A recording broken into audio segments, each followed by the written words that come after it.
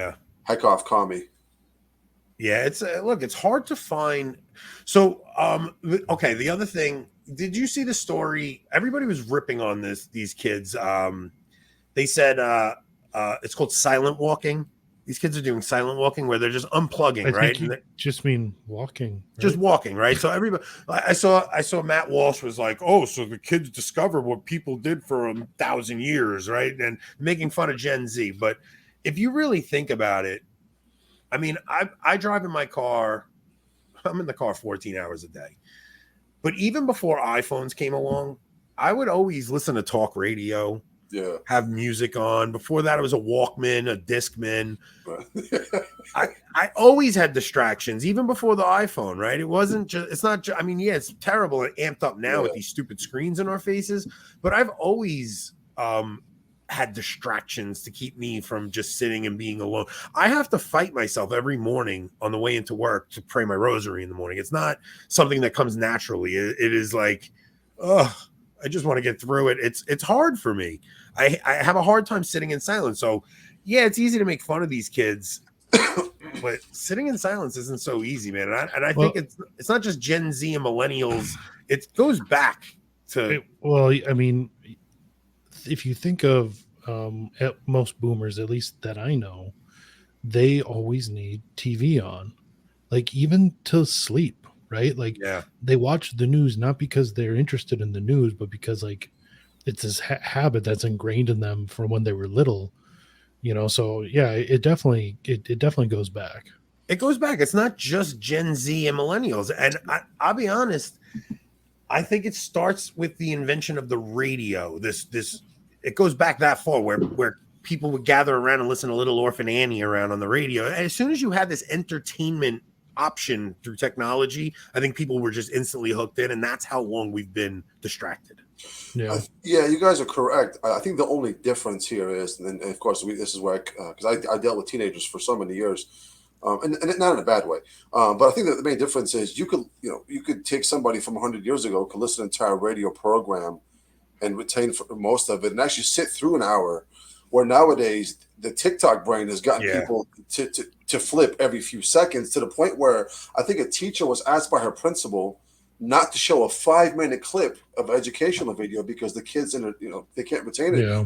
So Saint Augustine, and among other saints, says that it's nearly impossible for you to reach the highest form of perfection without mental prayer.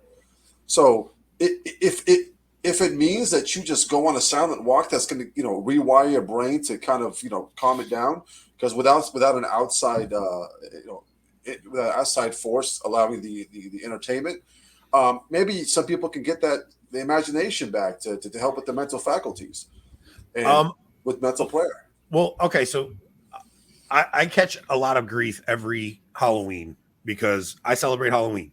My wife loves making costumes. It's a very touchy subject with Catholics. That's awesome costume. Your costumes are like really well done. Well, my wife is so creative, and she's an artist, and she loves to darn you, Marconi. Freaking Italians, am I right? So my wife loves to be creative. So we've always, I mean, we did White Boy Autumn the other day on Sunday. So we went out to a pumpkin festival. I drank pumpkin beer. And it was this is just such a white people thing to do, right? Like you go out. Let me tell you something. There's a lot of Spanish people there. I think they're trying to rob white culture. I think it's cultural appropriation. There was a lot of Spanish people out at the pumpkin patch this year, okay?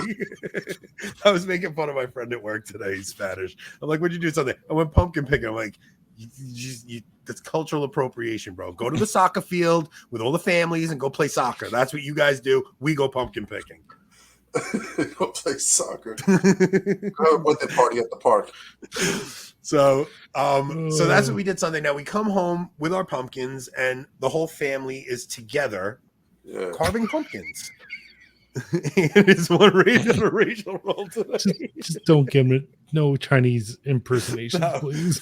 So we get the whole family together, and we're carving pumpkins, but there's no phones out.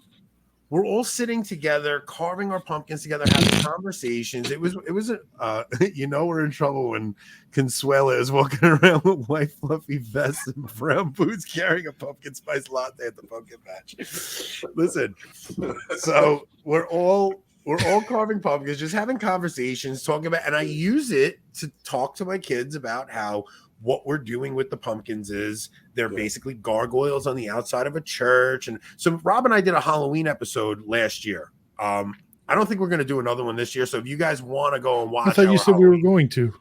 Oh man, rehash that article I wrote. No, you said we'd have to do it differently. Yeah, all right, maybe. Then you felt lazy.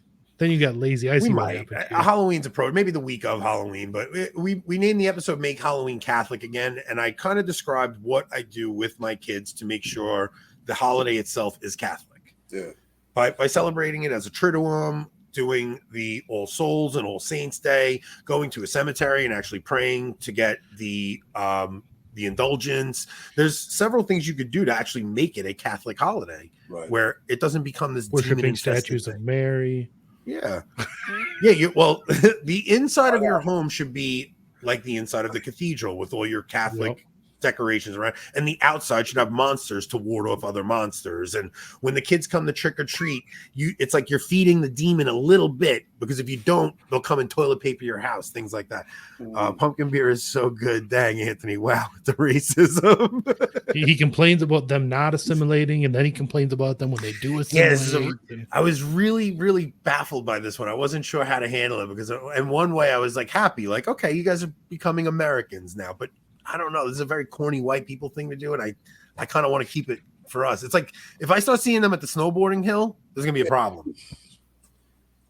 Oh, I thought that was gonna laugh. You guys are killing me. Well, I thought Enoch raised his hand. No, I was reading what I was saying. Hi, Adrian, because he. Oh, yeah. How bad? I thought I was gonna laugh because skiing's a white people sport. See, you want them to be like other types of white people, not your type of white people. You want them to be like rednecks or something like that. Yeah, exactly. Go shoot guns. Go do that stuff. Don't come to the pumpkin patch. It's too many people there.